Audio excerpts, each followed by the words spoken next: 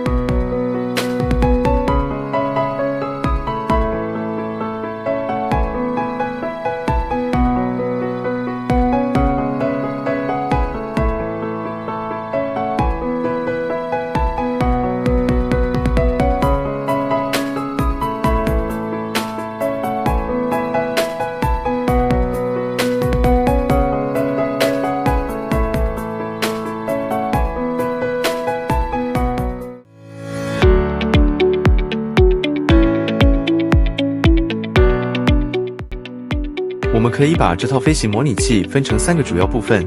第一部分，控制杆，用一只手操作，靠手的力量来发出指令。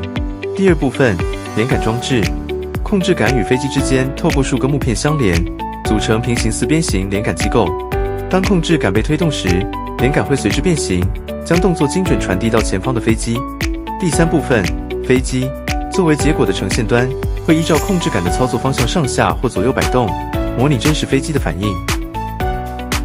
飞机不只是往前飞，还能靠驾驶杆操控翅膀和尾翼，让机头抬起、低下或左右转弯。